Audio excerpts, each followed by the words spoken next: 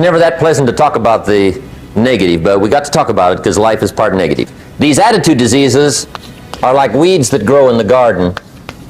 It's a normal part of life. Here's a good phrase to note. Negative is normal. It's not successful, but it's normal. It's part of life.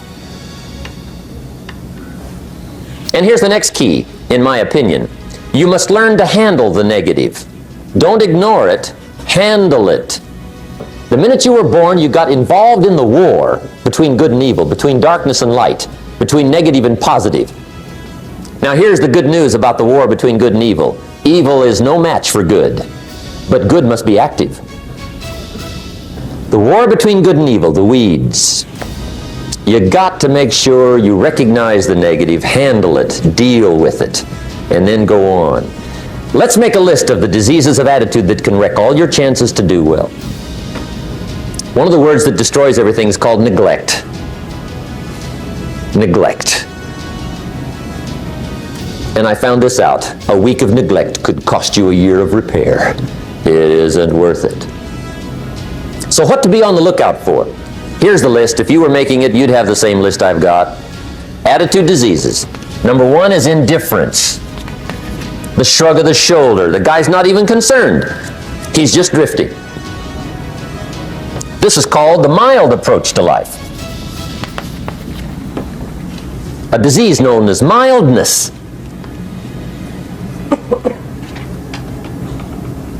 The guy says, well, I can't see getting all that worked up. Well, to be any kind of winner, you gotta get worked up. There's one problem with drift. You cannot drift to the top of the mountain. And the good Lord said in the closing chapters of the Bible, here's the best way to live, one way or the other. That's best. Hot or what's next best? Cold is next best to hot. Not the half-baked middle, lukewarm, not too hot, not too cold. What a sad way to live. I think what it means is pick a direction and go with everything you got. Just pick one and go. Somebody says, yeah, but what if it's the wrong direction? You'll find out quicker. It won't take you 25 years to wake up and say, oh no, I've been walking the wrong road. I told my staff the other day, next best to prosperity is adversity. If one doesn't get you, pray for the other. We all do better from one of 2 reasons, inspiration or desperation. And I don't wish anything bad on you tonight, but if you're not inspired, I hope a wagon comes down your rut.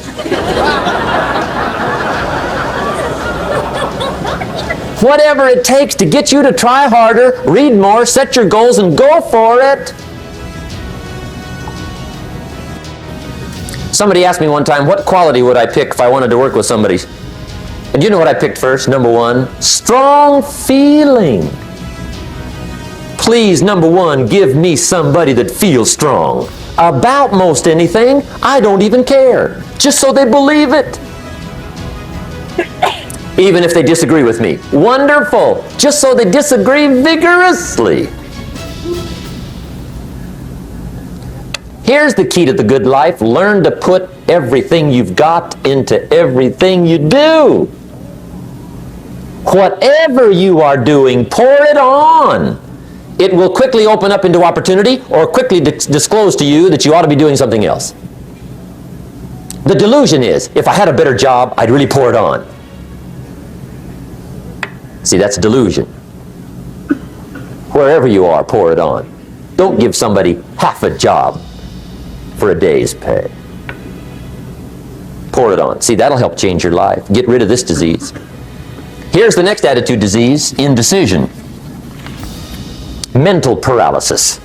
The guy can't make up his mind and it becomes a disease. Pretty soon he knows he's got it. The guy says, well, I know I'm on the fence.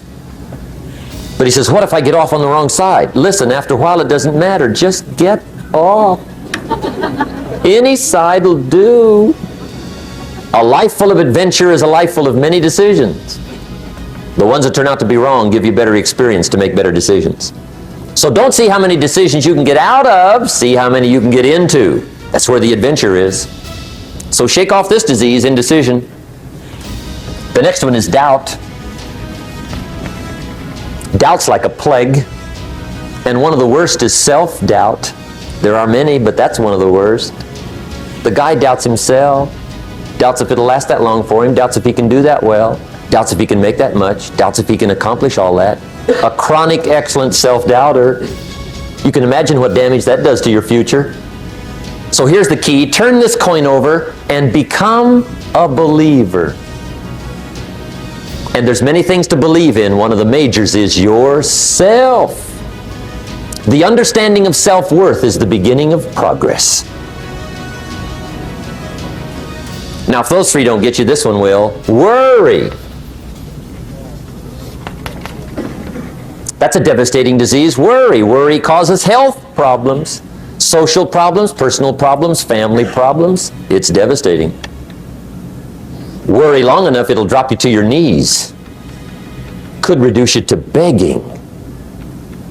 I know how bad this one is. I used to have it bad. I used to be known as a super worrier. Not a super warrior. No, super worrier. My family wished I'd have been a warrior. I got those years to make up for. But I'll tell you what.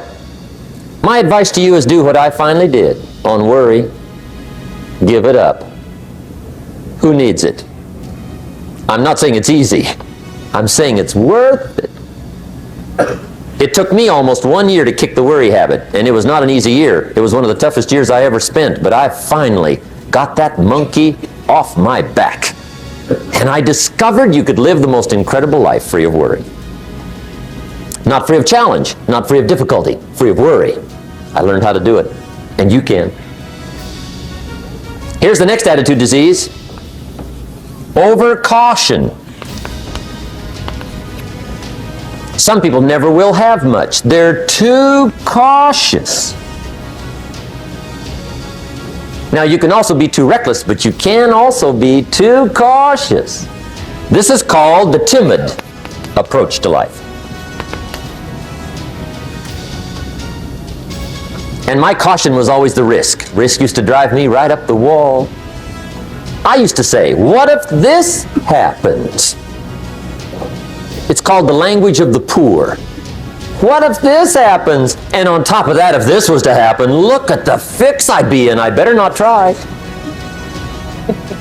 I could always ace myself out. Then I'll tell you what changed my whole life when I finally discovered it's all risky. The minute you were born, it got risky. If you think trying is risky, wait till they hand you the bill for not trying. If you think investing is risky, wait till you get the tab for not investing. See, it's all risky. Getting married is risky. Having children is risky. Going into business is risky. Investing your money is risky. It's all risky. Don't ask for security. Ask for adventure. Better to live 30 years full of adventure than 100 years safe in the corner.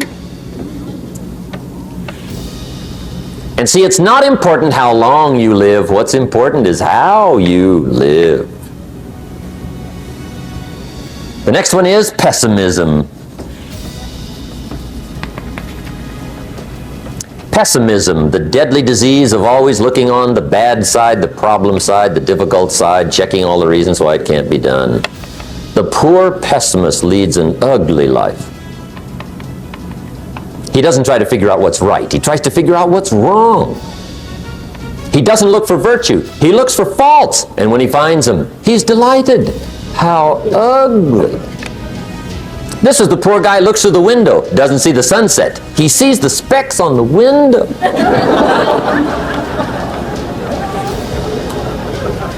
And this is the poor guy, right, who rushes up, takes such leave of his senses. This guy rushes up and he says, I've got 5 good reasons why it won't work.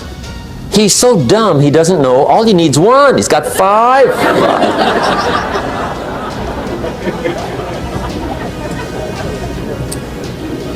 To the pessimist, the glass is always half empty. To the optimist, the glass is half full. Why would the same measure affect people 2 different ways? Answer, it all depends on how you look at it. Our lives are mostly affected by the way we think things are, not the way they are. The way we think they are affects us most. There's a subject we don't have time to get into tonight called better thinking habits. One of the major things Shove taught me when I met him, he said, poor thinking habits keeps most people poor. Not poor working habits. Most people work hard, but they don't think hard. And Shove taught me that the mind is like a factory, a mental factory. And whatever you think about all day long pours ingredients into this mental factory. And that's what builds the economic, social, financial fabric of your life. He quoted me a Bible phrase that says, as you think, so you become. How awesome. Everything starts with thought. So you must be wise and careful what you think about, because that starts everything. And you decide what goes into your mental factory. Don't let anybody just dump anything they want to in your mental factory, because you've got to live with the results. Okay, here's the last disease, and we're through with this list. In fact, we're almost through. Hang on. Complaining, crying, whining, griping. A Bible word called murmuring. See, that'll ace your future. Spend 5 minutes complaining, and you have wasted 5. And you may have begun what's known as economic cancer of the bone. Surely they will soon haul you off into a financial desert and there let you choke on the dust of your own regret.